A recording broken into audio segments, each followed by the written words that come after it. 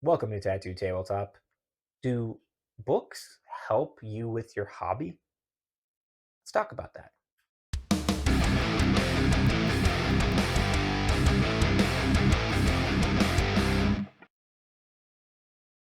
Here at Tattoo Tabletop, we have a lot of fun, so be sure to like, share, subscribe. It's all completely free and it helps me out. And if you really want to help me out, come join our Patreon. Link is in the description where you can come post and talk about your favorite minis.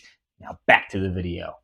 Welcome to Tattoo Tabletop. My name is James, and today we're just talking about a very interesting subject. Do books, or do audiobooks for that matter, affect your hobby output or your hobby interest?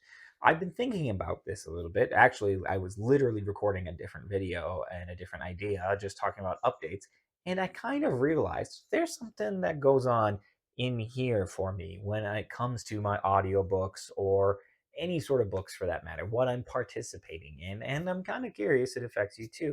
It's a very good chance it's just like ADD or ADHD or something else entirely. But I thought it was something to talk about. And specifically, it's talking about the correlation between my audiobook listening, because that's what I primarily do, and my hobby focus.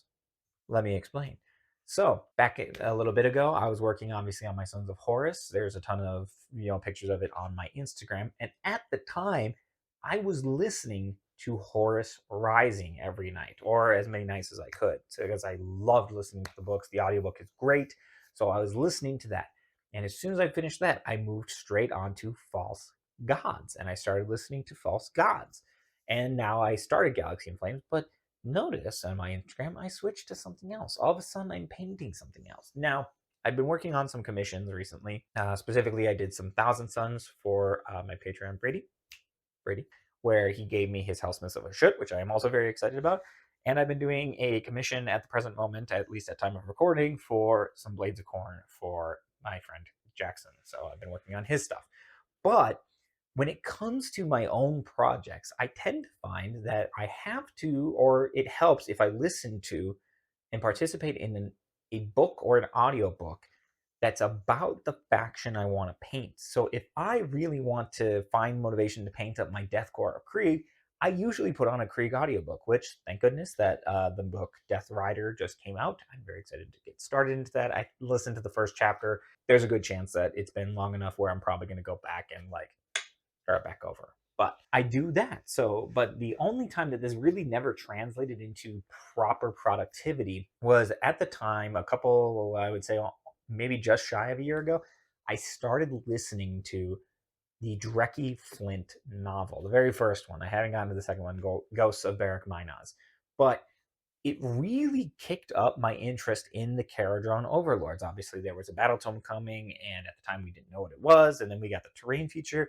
And fortunately for me, my friend was selling some Caradron Overlords. I bought them secondhand from him. So now I have, excuse me while I pan, two ironclads, two frigates, and four gun stock gun haulers, not to mention some of the other stuff I have unbuilt, including the test stuff like that. Now, I was listening to that book, and I actually had stopped working on the idea form. I really kind of like lost my momentum, and I think part of that is because I eventually finished the book, and I didn't move on to the second one. So I found this interesting correlation between the two. And what I've tried to do proactively, that's the word I was looking for, is I've been trying to listen to audiobooks or trying to partake in lore bits about the faction I want to focus on. Now, the kicker with that is if something really cool comes out, like brand new, really immersive, like right now my struggle is that I really do hope to, or I'm going to try and find the motivation to paint my Ossiarch Bone Reapers. I've got 3 new chariots, I've got 20 Taraxis, and I have 2 units of 5 Mortis Reapers. And I'm really excited to get to try those on the table. I'll probably try them unpainted, but also I am excited to paint them. However, here's the kicker. Ossiarch Bone Reapers don't really have a book. Like they have the Vulture lore, but from what I saw from a lot of reviews, the Bone Reapers are barely in it. And there is one Bone Reaper book that I do like. It is a short novella, and it is literally just called Bone Reapers, and it was an incredible read. I thoroughly loved it, but I can't just keep reading that over and over again. It usually helps when there's a fresh experience or a fresh story. So I am kind of curious how this is going to affect me, and I'll be sure to update you all. But when it comes to like painting, like I said, the Death Korps of Krieg, there's plenty of novels about the Death Korps now. There's a fair amount. There's the Siege of Vrax. There's just a book called Krieg. There's now Death Rider. There's the Relentless Dead.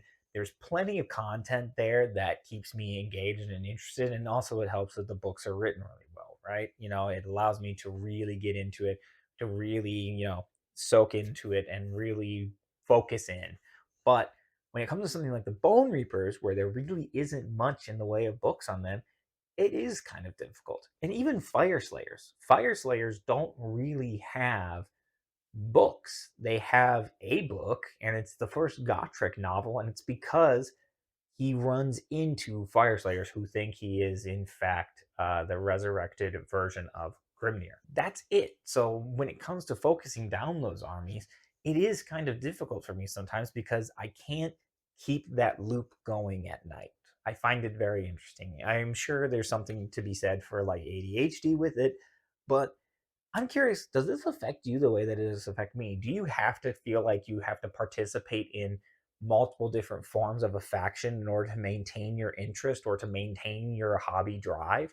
Let me know down in the comments down below. And of course, if you like this content, feel free to like, share, subscribe. I massively appreciate it. Again, this is a very short video today, but I did want to talk out loud through what goes on in my head, the things that I have to do to really focus in what I'm working on. Obviously, again, right now at time of recording, I'm working on this Blades of Corn commission, and because it is a commission, I feel like I don't actually need to, participate in all the little lore bits to keep myself going.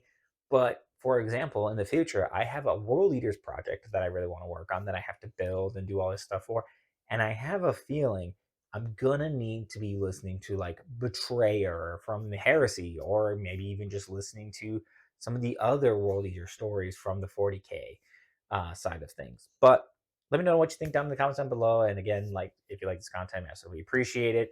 I'm still working on my things. Hopefully, this will probably come out after Adepticon, and of course, there'll be a video summarizing Adepticon. Who knows? Maybe that video has already come out. Who knows? I don't. But until next time, I've been Tattooed Tabletop. I'm very excited. Also, in the future, there'll be a Sons of Horus banner right there. I'm very excited about that. But until next time, I've been Tattooed Tabletop, and I'm just gonna need you